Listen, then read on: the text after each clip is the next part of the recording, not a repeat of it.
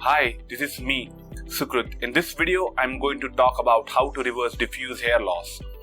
When I was experimenting to regrow hairs, I was trying different foods, supplements. In April 2017, I got a message from a reader. His friend recovered his entire crown area with ZMA. It's a supplement which contains zinc, magnesium and vitamin B6. It's a supplement usually taken by those who want to boost their gym performance and testosterone levels. Naturally, I was curious. After trying detumescence and towel massage for 8 months along with Raymond Peat inspired diet, there was no sign of improvement on my crown area as well as middle 1/3 area. And frankly, I was ready to try anything. Before I try any supplement, I usually try to research more about it on Amazon, YouTube forums. I found more than 10 people who swore by ZMA to improve the density of their hairs. Many of the reviews raved about positive effects of ZMA on their sleep, energy levels, mood. I was completely sold on trying this new magic supplement. Basically, ZMA has zinc aspartate, magnesium aspartate and vitamin B6. For the first few days of using ZMA, I experienced more stamina, more sex drive, more energy, deep sleep I had in years. And within a week, middle 1/3 of my hair started growing longer and thicker. I checked it multiple times in a mirror to confirm I wasn't dreaming, so I continued to use it further. I could still see continued improvement in my middle 1/3 area. I couldn't believe that I was seeing the improvement.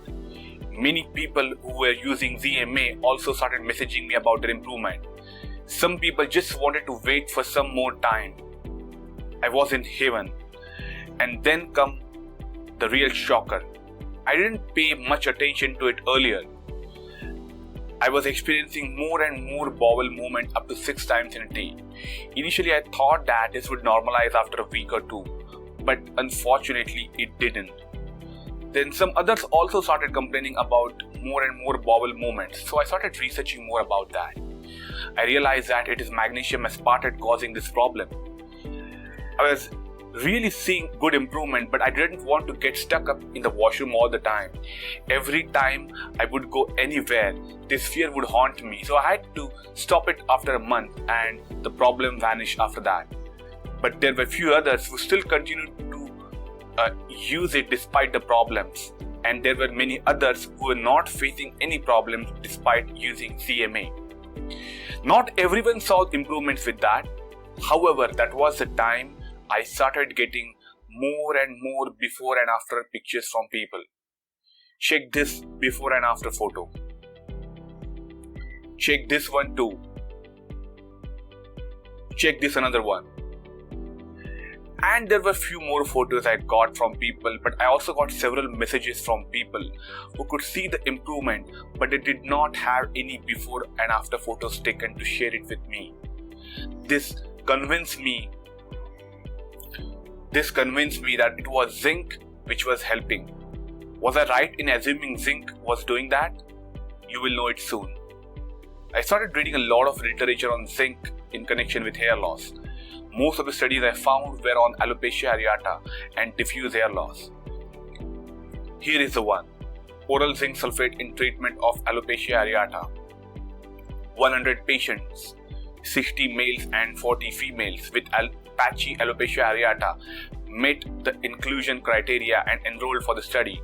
67 patients completed the study, 41 61% males and 26 39% females. In Group A, at the end of the 3rd month, complete hair regrowth with terminal hairs have been obtained in 22 59.45% patients. After shifting to the placebo treatment, the hair continued to grow without relapse, and at the end of the 6th month, the complete hair regrowth was occurred in 23 62.16% of the patients. In Group B, at the end of the 3rd month, complete hair regrowth had been obtained in 10% of the patients, while after shifting to zinc sulfate, the complete hair regrowth obtained in 66.67% patients. No important side effects were reported apart from mild gastric upset in 11.9% of the patients. The conclusion of the study was, oral zinc sulfate is one of the effective treatment options for alopecia areata with low relapse rate after stopping of the treatment. but their before and after photos looked dodgy. Here are those photos. Now I have no idea if they accidentally put the same photo there or it was exactly how it looked like 3 months even on the zinc sulfate orally. But there was another study, zinc deficiency associated with hypothyroidism, an overlooked cause of severe alopecia. Here are the photos.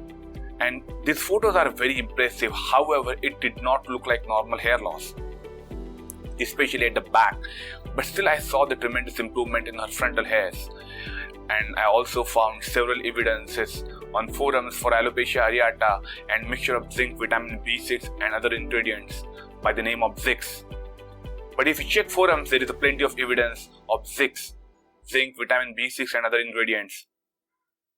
And there are several threads on hair loss forums, Reddit and many success stories to talk about.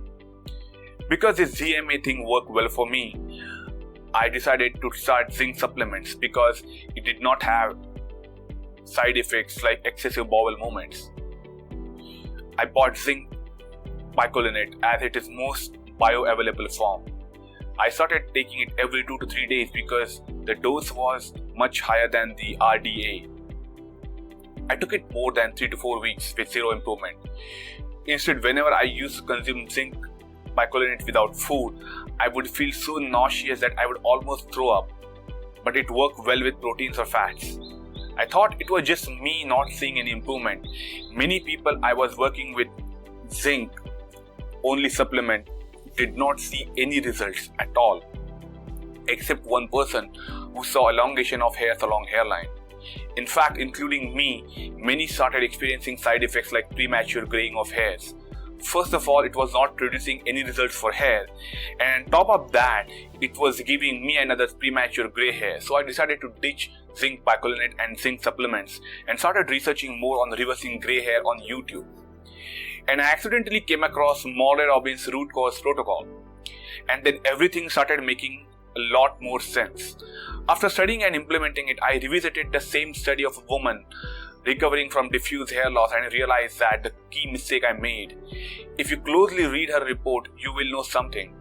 Thyroid function tests were as follows: T3 70 nanogram per deciliter, normally 80 to 200 nanogram per deciliter. T4 2 microgram per deciliter, normal is 4 to 12 microgram per deciliter, and thyroid stimulating hormones 64 IU per ml, and normal is 0.3 to 4.5 IU per ml. All routine investigations including anti-nuclear antibody profile were within normal limits except for a low hemoglobin level of 9 gram per deciliter. Her plasma zinc level was estimated, which was 62 microgram per deciliter, and normal is 66 to 144 microgram per deciliter, and optimal levels are 90 to 150 microgram per deciliter. Low plasma zinc and extremely low hemoglobin. It was not just zinc deficiency, but it was clear case of excess iron. It was zinc deficiency created by excess iron, not necessarily lack of zinc in her diet. There's a difference between absolute lack of a nutrient and a bioavailability of a nutrient. Watch this video, You Are Not Anemic by Morley Robbins, and you will know the difference. What should be done in this case is not supplement with more zinc. What should be done in this case is not to supplement with more zinc. Instead, run full iron panel test, which includes serum iron, transparent saturation, ferritin, and ceruloplasmin testing. Giving zinc supplement in such cases should not be even done. Its purpose is to reduce the iron load and make zinc more bioavailable. If you supplement with zinc without being truly deficient, then it would further reinforce the symptoms of excess iron and zinc deficiency. It is just like taking iron supplement if you have low hemoglobin or low ferritin. It can help you in the short run, but can cause damage in the long run because true iron deficiency caused by lack of iron in a diet is very rare. Then I started researching why so many people, including me, got results with ZMA. I thought it was because of magnesium. In root cause protocol, magnesium is a key mineral. We're using transdermal magnesium, ionic magnesium, and magnesium glycinate. I was seeing improvement in my hairs, but not as dramatic as I saw with ZMA. I started analyzing others' lab results and recommended them to get more magnesium through all means, including food. Some saw very good improvement with root cause protocol, but those who used just more magnesium saw improvement with hair loss and other health issues, but not much improvement in density. I realized I was missing something. Zinc and magnesium did not create much of any difference in hairs for most people. It was time to test vitamin B6. Vitamin B6 is a cofactor for zinc and magnesium. It potentiates effects of both. Then my research again started for vitamin B6. I found interesting connections on forums than in scientific literature. There is very little evidence of vitamin B6 in scientific literature when it comes to hair loss. Researchers found that this enzyme pyridoxine 5-phosphate oxidase increase in mice as hair follicles progress from Researchers found that this enzyme pyridoxine 5-phosphate oxidase increase in mice as hair follicles progress from telogen phase to anagen phase. This supports the concept that metabolism of vitamin B6 is a significant process in the formulation of brand new hair shafts. Vitamin B6 along with zinc inhibited phi-alpha reductase activity better than just zinc, and vitamin B6 was also used with diffuse alopecia in women. Vitamin B6 also helps in increasing progesterone values, which is used in recovering from hormone-based hair loss for women. As soon as I started consuming it, within a week, I started seeing changes in my hairs as I had seen in my ZMA days. This improvement lasted for 3 to 4 weeks and then it slowed down. Now, where to get your vitamin B6 from? There are many sources, but I have used or recommend some of these ones. I have personally used pasture-raised eggs and fortified nutritional yeast, which is the richest source of vitamin B6, stabilized rice bran, and I have seen people using these foods to regrow hairs in the case of diffuse hair loss. I have also suggested people to use brown rice, bee pollen, moringa, mushrooms, beef liver, fish.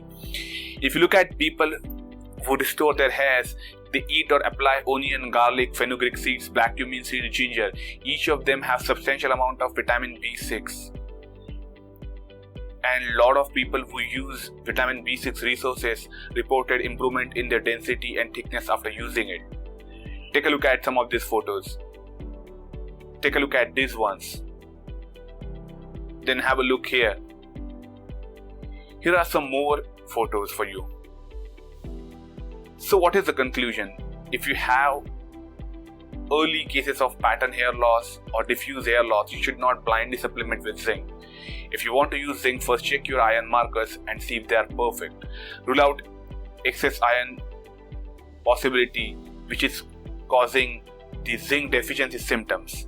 Then if you want to supplement with zinc, use natural sources of zinc like pumpkin seeds, wheatgrass juice, oyster. Don't bother about zinc supplementation. If I were you, and if I suspect I have true zinc deficiency, not getting enough from food, I would first try foods and then try to get more vitamin B6 foods rather than supplementing with either zinc supplement or B complex or B6 supplements. Eat foods rich in vitamin B6. Now you have seen some good evidence of how vitamin B6 might work to help you reversing your diffuse hair loss and help you regrow your hairs. Now, if you want to stop your hair loss and regrow hairs, check out Hair Regrowth Blueprint, personalized program to help you analyze your blood work, identify psychological, environmental, dietary triggers causing hair loss, and use corrective measures to stop hair loss and regrow hairs. More details